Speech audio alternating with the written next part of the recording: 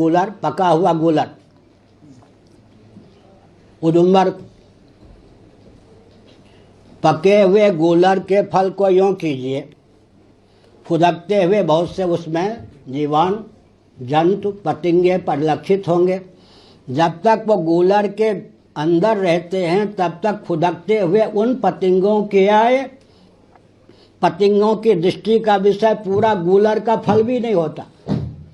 जब उनको फोड़ दिया जाता है तब उनको लगता है कि ओहो, गूलर की सीमा का अतिक्रमण करके बाह्य जगत भी बहुत विशाल है, बहुत विशाल। बुरा न मानो, होली है, हम होली खेल करके वृंदावन से आए हैं। ये जितने भौतिकवादी शरीर को आत्मा मानते हैं, उनके संविधान की संरचना भी शरीर को आत्मा मान करके हुई है, चाहे कोई भी देश हो। उस संविधान के निर्माता की और जितने देहात्मवादी हैं उनकी दृष्टि इतनी ही सीमित होती है जितनी गूलर के अंदर निबद्ध जीवित पतंगों की दृष्टि सीमित होती है। उससे उन्नत दृष्टि उनकी होती है कूपमंडूक की। कुएं में पड़ा हुआ मेढक दरदुर उछल कूद मचाता है, जीवित है, कभी कभी उसकी दृष्टि ऊपर की ओर उचटती है, तब उसको लगता है कुएं की परिधि के ऊपर भी कुछ संसार है। ठीक इसी प्रकार से जो देहेंद्रीय प्राणांतःकरण में शरीर तक, शब्द स्पर्श रूप रस गंध तक, सब चंदन वनितादि तक बाह्य विषयों में ही रचे पचे रहते हैं, जिनके इंद्रियां विषयों तक ही रमी रहती है, शरीर को ही जो आत्मा मानते हैं, वे बाहर बाह्य जगत में बुद्धिमान कहे जाते हैं, होते बुद्धिमान नहीं। उतने ही बुद्धिमान होते हैं जितने कि गूलर के अंदर जो फुदकते हुए पतंगे होते हैं, उसकी अपेक्षा अधिक बुद्धिमान वो होते हैं कूपमंडूक के समान, जो कम से कम इंद्रिय को आत्मा मानते हैं। शब्द स्पर्श रूप रस गंध इनसे उपरत होकर इंद्रिय को कम से कम ऊपर की उचटाने में, लगाने में समर्थ होते हैं। लेकिन छांदोग्य उपनिषद ने कहा, हम आप जो जीव हैं उनका दिव्य चक्षु कौन है? मन की गति भूत भविष्य वर्तमान तीनों कालों में होती है, जबकि इंद्रियों की गति केवल वर्तमान में होती है। जिस संविधान की गति केवल वर्तमान में हो, वो समझना चाहिए कि राष्ट्र के उत्कर्ष में, व्यक्ति के उत्कर्ष में पंगु है। उसका महत्व तो है लेकिन पंगु है।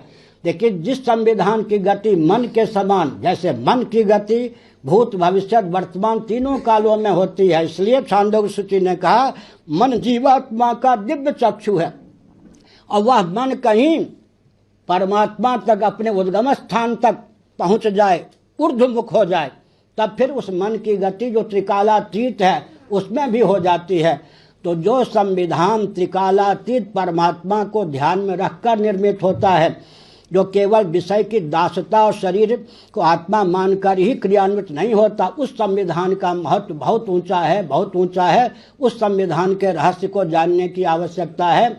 इसलिए हमने मनु महाराज ने जो संविधान लिखा, जिसके आधार पर भगवान रामकृष्ण आदि ने क्या किया, राम राज्य धर्म राज्य को प्रतिष्ठित किया, बहुत बड़ी भ्रांति फैला दी गई।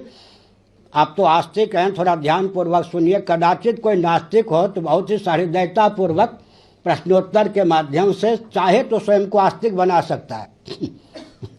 हम तो उसके चपेट में आ नहीं सकते, लेकिन विश्व के जितने नास्तिक हैं चाहें तो, लाठी गोली बम बारूद की बात नहीं है, सहृदयता पूर्वक स्वयं को आस्तिक बना सकते हैं। थोड़ा हम विचार करना चाहते हैं। मनु जी ने क्या कहा, प्रवृत्ति निवृत्तिस्तु महाफला। संविधान वह है जिसका अनुपालन करने पर प्रवृत्ति के गर्भ से निवृत्ति निकल सके, और निवृत्ति के गर्भ से निर्वृत्ति निकल सके। प्रवृत्ति के गर्भ से निवृत्ति न निकले तो गाढ़ी नींद ही सुलभ न हो, और गाढ़ी नींद सुलभ न हो तो हम विक्षिप्त हुए बिना न रहें।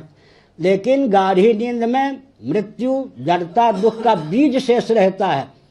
उस बीज को भून डालने की क्षमता भी जिस संविधान में हो, मनुस्मृति के पहले और 12वें अध्याय में क्षमता है, जिससे मृत्यु, जड़ता, दुख के बीज को भी भून डालने की क्षमता हमारे जीवन में आती है। महायज्ञ से यज्ञ से ब्राह्मीयम क्रियते तनु, वह संविधान अपने आप में परिपूर्ण है, जिससे लोक की सार्थकता हो, लौकिक जीवन भी उन्नत हो।